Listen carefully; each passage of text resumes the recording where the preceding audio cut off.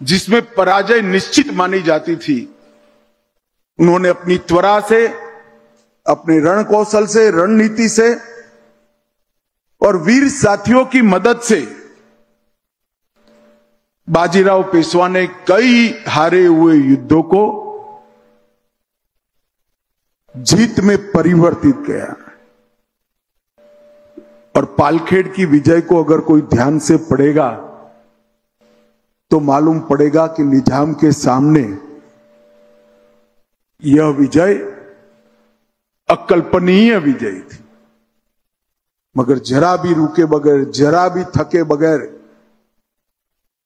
हर जगह जहां जहां गुलामी की निशानी थी वो ध्वस्त कर कर स्वतंत्रता का दीप प्रगटाने की शुरुआत श्रीमंत बाजीराव ने की और सफल भी हुए। कई सारे युद्ध कौशल के अभ्यासु देश और विदेश के सेनानियों ने उनके युद्ध कौशल के लिए ढेर सारी बातें करी हैं, मगर सिर्फ युद्ध कौशल की बात नहीं है। जैसा मैंने कहा, बुंदेलखंड तक, गुजरात तक, तंजावुर तक, मध्य प्रदेश तक, ये सारी स्थान से स्वराज की लौ जलाने के बाद वहां पर इंदौर में होलकर, ग्वालियर में सिंधिया, धार में पवार, बड़ौदा में गायकवाड़, गोविंद पंत को बुंदेलखंड में, हर जगह चिमना जी का सहयोग लेकर प्रशासन को भी प्रस्थापित करने का काम किया। और एक लंबे समय तक आजादी की लौ जलती रहे, इस प्रकार का काम उन्होंने किया। और मैं तो कलाकारों का बहुत धन्यवाद करना चाहूंगा कि उन्होंने बाजीराव पेशवा की इस प्रतिमा को अश्वारूढ़ बनाया है। जदुनाथ सरकार ने बाजीराव पेशवा के लिए काफी कुछ लिखा है, मगर एक वाक्य मैं कभी नहीं भूल सकता। उन्होंने कहा, कभी भी किसी व्यक्ति का जन्म घोड़े के साथ नहीं होता। बाजीराव एकमात्र व्यक्ति ऐसा है जिसका जन्म ही घोड़े के साथ हुआ है। पूरा 20 साल का कालखंड उनको घोड़े से नीचे उतरते हुए किसी ने नहीं देखा। शनिवारवाड़ा का निर्माण, जल प्रबंधन, कई सारी कुरीतियों के खिलाफ लड़ाई और बहुत अच्छे एडमिनिस्ट्रेटर के भी बचे हुए कालखंड में, पूरा जीवन तो युद्ध में गया, जो 4 माह बचता था उसमें भी उन्होंने कई सारे सुधार के काम भी किए।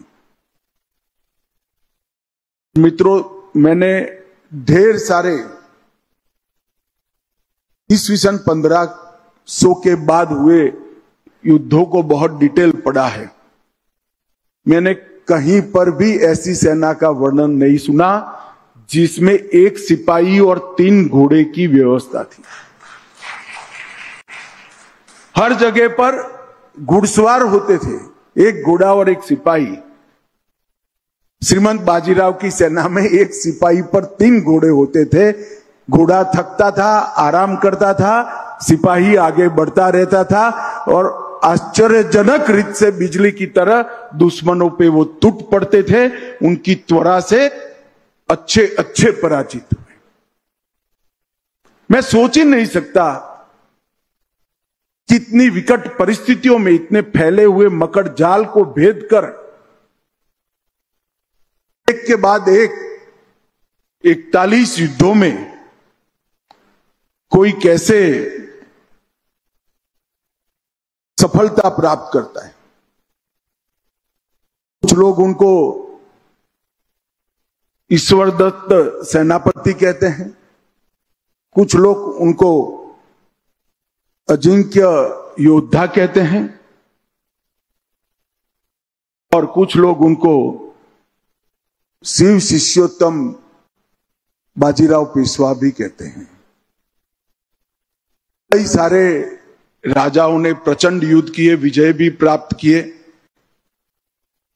मगर बाजीराव पेशवा के सभी युद्धों में एक बात विशेष थी, वो अपने लिए नहीं लड़ रहे थे, वो देश के और स्वराज के लिए लड़ रहे थे, क्योंकि वो तो पंत प्रधान थे। उन्होंने कभी भी छत्रपति के साथ, अंग्रेजों ने इतिहास को विकृत करने का बहुत प्रयास किया, अगर आज जीवन इतना पराक्रम, इतनी बड़ी शक्ति होने के बावजूद वो पेशवा ही रहे। हर युद्ध मातृभूमि के लिए, हर युद्ध धर्म के लिए, हर युद्ध स्वराज के लिए लड़ा। अपने 40 साल के जीवन में एक ऐसा अमर इतिहास लिखने का काम किया जो आने वाले कई सदियों तक कोई और लिख न पाए, ऐसा अमर इतिहास लिखने का काम किया। श्रीमंत बाजीराव की वीरता और महानता को वर्णन करने के लिए मेरे पास शब्द नहीं है, मगर मेरे जीवन में कभी भी कोई निराशा दस्तक देने लगती है तो मुझे हमेशा बाल शिवाजी और श्रीमंत बाजीराव की विचार आता है, और निराशा कोसों दूर चली जाती है कि अगर इतनी विपरीत स्थिति में वो लोग ये कर पाए तो हमारा तो दायित्व है अब सब जगह अनुकूलता ही